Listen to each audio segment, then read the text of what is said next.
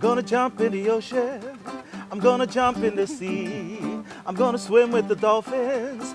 Just Jodie and me. Breakfast with Bob. Breakfast with Bob. Pancho Man, round of applause for our man, Pancho Man. We are presented by Sports Nutrition, Cliff Bar, Timex, Roca, Tanya Puerto Resort, Rudy Project, Slow Twitch. Jodie Swallow, 4th place last year. How are you? I'm good. I'm enjoying my time with the dolphins. You have been the dolphin whisperer. Everywhere you go, dolphins. And then behind us, they're like swimming in going, is Jodie on yet? Yeah. What's going on? I'm the Pied Piper of dolphins. Of dolphins, yes. So talk a little bit about last year getting 4th here. I know you weren't happy getting a penalty, but getting 4th after collapsing the year before, you had to come away feeling pretty good about that. I did.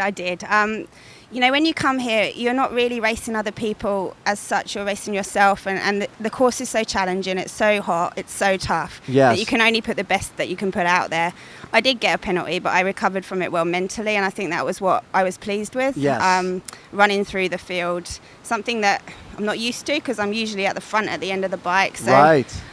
It was a new experience, and I really enjoyed it. It was like going back to my, younger days racing the older girls. They're not older than me, but they were ahead of me. Right, and you ran by them. Yeah, some of them, not all of them. Yeah.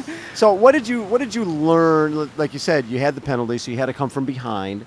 And Jan Frodeno was just talking about what separates these longer races is you're going to have downtimes somehow throughout the day, and it's how you recover from them and don't beat yourself up. Is that what you learned from this? That you just got to stay positive. Yeah, it's a completely mental game. Not only positive but calm. Yes. There's no point burning all your matches as soon as you get a penalty and trying to get back up there. And that's different for me. I'm a real sort of fiery person. Yes. And to actually calm it down, to actually be sane and use my logical side was something that I hadn't done before, but I am capable of, and I kind of proved it there, and it was a big thing for me. So you win for the 5th time Ironman 70.3 South Africa this year. You just won Ironman Lanzarote 70.3 a couple weeks ago. You were sick through a bunch of seasons. Overtraining? Yeah, just pushing too hard. I wanted it too much, and I think that in combination with a lot of work, I was at altitude, and just the absolute drive to try and nail this one. Right. Too early on it was too much over a period of time, so had to back off. But I've had 10 weeks of solid prep coming into this race, and it's not as much as I've done before, but I'm going as fast as I have before, so let's hope it works out. And it's one of those things that sometimes that forced break from training, that forced break from racing can be a real positive because it freshens you up a little bit. Sometimes you just go from one season to another and you get stale and don't even realize it. Yeah, well, I used to be waylaid by injury. I used to be injured all the time. I had eating problems which caused injuries. I don't have that anymore, and so I don't get injured, and therefore I don't have these forced layoffs. So you can just train all the time, and then you burn yourself out. Unless I take a holiday, which I'm seemingly incapable of doing. So it was a forced rest. It wasn't welcomed, but actually it might be a good thing. Exactly. Well, we've seen so many people over the years. This race is, I'm assuming, the most important on your calendar. So focusing just on this race is what you need to do. Yeah, definitely. This is the result that counts. Yes. Although we do love to win races and we love to go to special races and target other things. I mean, Ironman South Africa this year was amazing for me. I'm not going to say I'd be happy if I walked away from the year with just that win, but it was an amazing win, and I really relished it after my couple of third and second in 2 years previous. So there are other races, but this one's the big one. Obviously, we're all here. Sure. We're all waiting for this one. When you look back at your career, is there one race that you look at as the best race you've ever had? I look back at Ironman 70.3 Mont Tremblant as my best race. I know that I've heard Brett say that my win at World Champs 70.3 was the best race, but no, it wasn't. You don't think so? It wasn't as good a performance. The level has heightened since then. So more competition? Yeah, definitely. I mean, Daniela won, I was second. Sometimes you can only do your best. She went faster on the day. Right. But that doesn't mean that my performance was any less. So as you've matured as an athlete, do you find yourself being able to appreciate those type of things more than when you were younger, thinking if I don't win, it's not important if I don't win? I'm going to say yes, I try to. You're trying Because I do to. still have an immature side that wants to beat everybody, and all these extrinsic factors that I can't control. I concentrate on for like 10 minutes, but hopefully for the other 20, I concentrate on my own goals. That's being happy with yourself and racing yourself is where you're supposed to start and where you're supposed to end. But when you're such a competitive person, it gets mixed up in the middle a little bit. There's something about this race because of the depth of the field. And you've been in the sport long enough to see that the women's field has grown tremendously, not just in size, but in depth.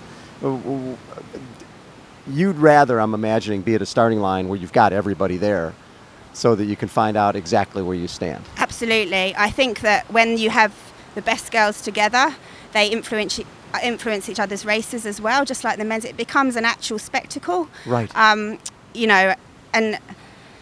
the mind games come in and the tactics, and it's just more interesting in general. More fun. It's more fun to be part of. I mean, you're out there for 9 hours. Yes. You better make it fun. So as someone who has been in the sport for a while, do you still love it, the process, the training, and then the racing? I love the racing. You love the racing more than the training? I love training.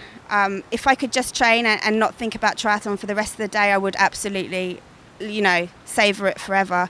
I'm the type of, I get a bit, in it all day, every day, thinking about it. And it is a lifestyle. You Totally. have to think about what you're eating, when you're sleeping. And I really do concentrate a lot. So, it's the racing that breaks that up and makes it all worth it. How do you balance it? Since you and James are both professional triathletes, you're both, you have sometimes different races that you're focusing on. How do you switch back and forth from being the athlete to the supporting partner? I don't do that so well. He does it very well.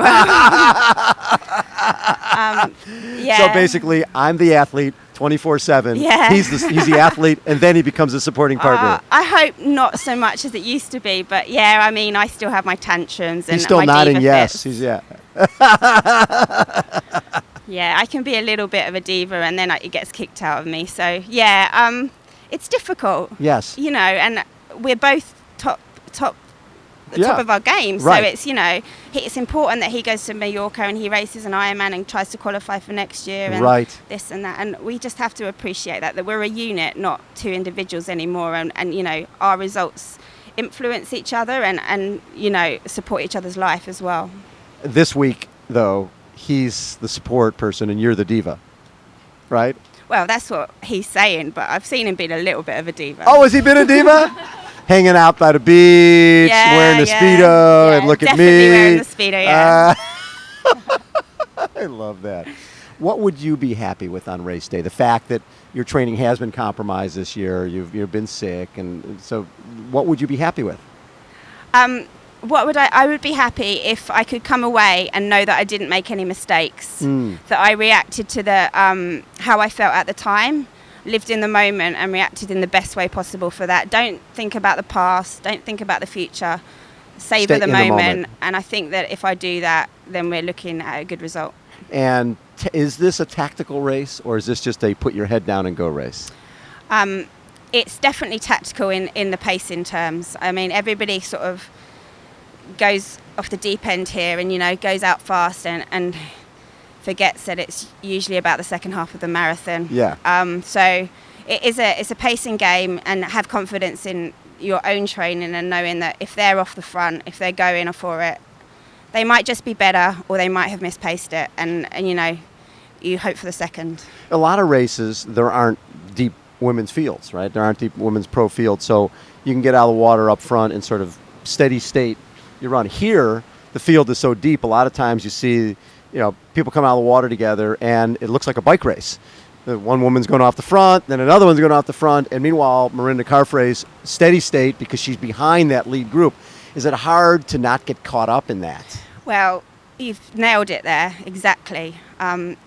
Rinny's in her steady state behind, going her own pace. Right. And I think that's the key to winning this race. She's won it, come on. Yeah, she's times, beat us all. I mean, right. We've been playing up the front and sprinting and this and that and penalties. Right. But there's one person that's steady state, doing it her own way, and she comes away with the gold. So that's a lesson to be learned. So that will be your lesson this time? Try to stay steady state? Unless somebody goes we by? We can try. What would it mean to you to win this race? It would mean an awful lot. It would be the accumulation of many years of trying to fulfill my potential. That's what I always say, that I want to finish my career having fulfilled my potential, which I don't think I've done yet. But then again, maybe nobody ever thinks they fulfilled their potential. Right. I definitely haven't done that at this race, and you know, I've got a couple more years to try and do that. It would mean the world to me, but it wouldn't break my world if I didn't.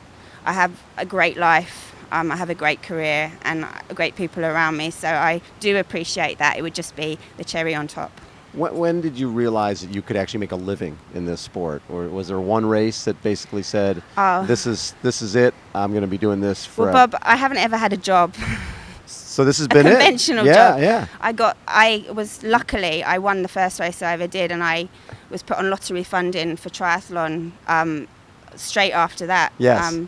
And before that, I was on swimming lottery funding. So, you know, I have made a life out of professional sport, and I'm so lucky to be able to do that. And my parents for getting up at 4:30 every morning and taking me to a 45-minute drive away. Yes.